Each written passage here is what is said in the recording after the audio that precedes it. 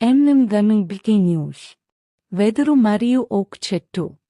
ఒక అడవిలో 2 చెట్లు ఉండేవి. ఒక ఓక్ చెట్టు మరియు ఒక వెదురు. ఓక్ చెట్టు పొడవుగా, దృఢంగా, గర్వంగా ఉంది. అది వెదురుకు తన బలాన్ని గురించి ప్రగల్భాలు పలుకుతూ, ప్రతి తుఫానులో నేను అండగా ఉంటాను. నేను కదలలేనివాడిని, ఏదీ నన్ను విచ్ఛిన్నం చేయదు. మరోవైపు వెదురు అనువైనది మరియు ఓక్తో పోలిస్తే తరచుగా బలహీనంగా కనిపించింది.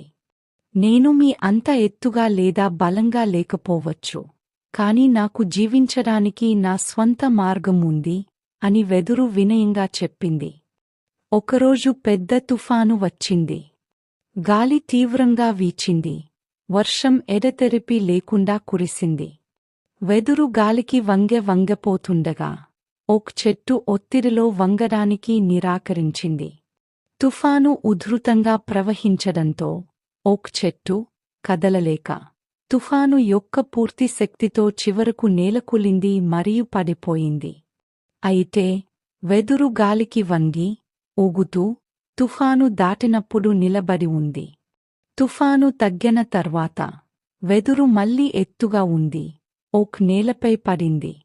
వెదురు ఓక్ లాగా దృఢంగా మరియు బలంగా లేనప్పటికీ అది అనువైనది మరియు స్వీకరించగలిగే సామర్థ్యం ఉన్నందున మనుగడ సాగించింది.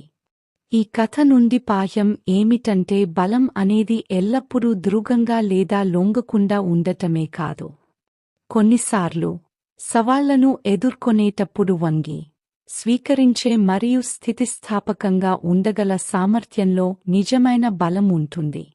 జీవితం మనపై తుఫానులను విసురుతుంది, కాని వెదురు లాగా సరళంగా ఉండటం, కష్టాల నుండి నేర్చుకుని మళ్లీ ఎదగడం కీలకం.